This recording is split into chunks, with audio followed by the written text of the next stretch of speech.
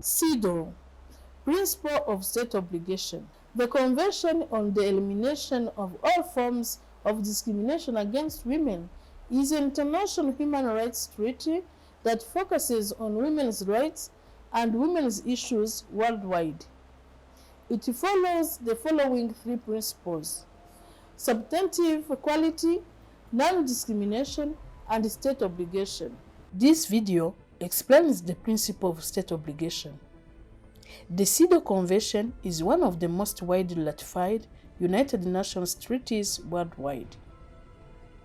188 countries have ratified the CEDAW Convention.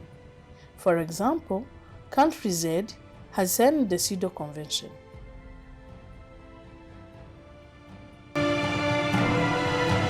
This means that the government in country Z is a state part to CEDAW and has agreed to take measures to improve women's status in the country. In a democratic country, there are three branches of power: legislative, executive, and the judiciary.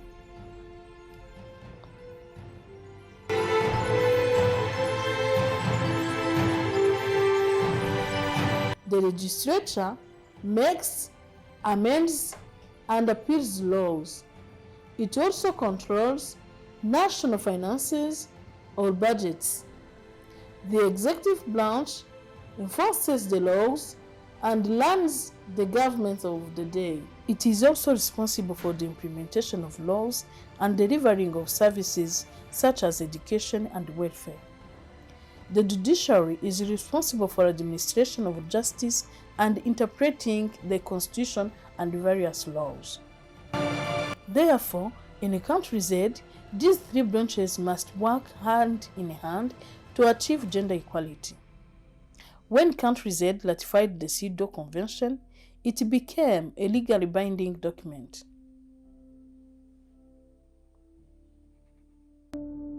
The state is obligated to subscribe to the articles of the convention and effectively implement it as soon as possible.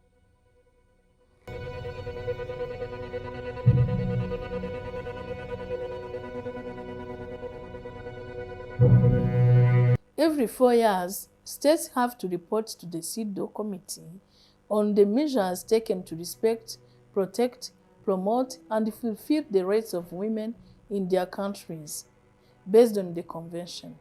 The state has to respect the rights of women. It cannot do anything that violates women's rights, such as enact discriminatory laws or engage in discriminatory practices. The state must also repeal all discriminatory laws. The state has to protect the rights of women. It must ensure that there are mechanisms for complaints and redress, regulate private actors such as businesses, corporations, or even individuals to ensure that they do not violate women's rights, prohibit discrimination, and impose sanctions against discriminatory acts. The state has to promote the rights of women. It must raise awareness of women's rights in the country. The state has to fulfill the rights of women. It must take positive steps and provide enabling conditions, develop the capacity of its institutions, and build women's ability to ensure equality. It must also remove hurdles that women face to ensure both de jure and de facto equality.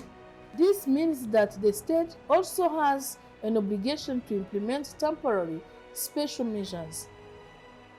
These are measures taken to give temporary advantages to women in order to accelerate women's equality and address historical discrimination.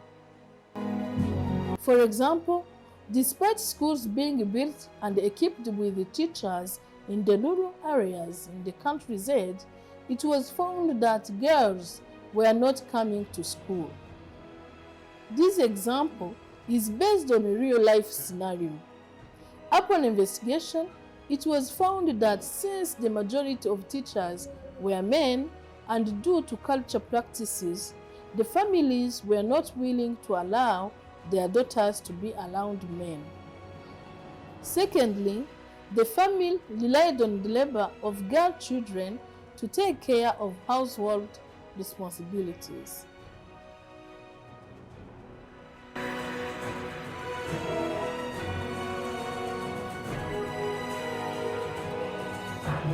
In rural areas, families feel that girls' education is not as important as household chores, and she will later be married into another family.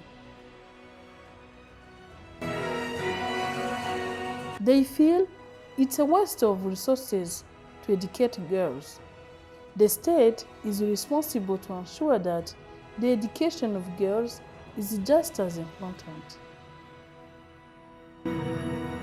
As a temporary special measure, until the environment is collected, the government should put in place a policy to recruit more female teachers in rural schools and to give the family a stipend to compensate for the loss of labor of the girls' children.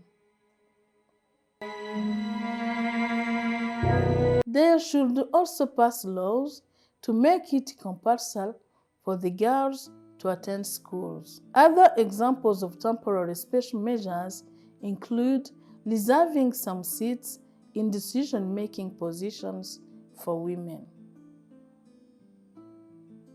If women make up half of the population, women's voice must be represented in decision-making positions so that their interests are not left out.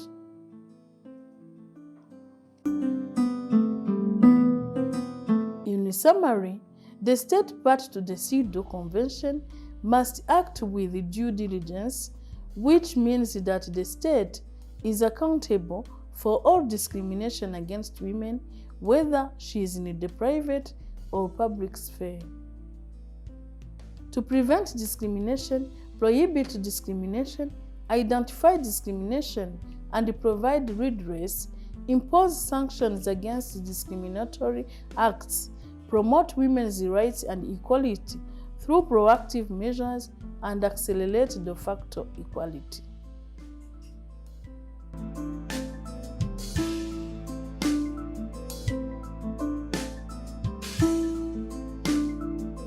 This video covers the principle of state obligation. This video covers the principle of state obligation, one of 3 CEDAW principles.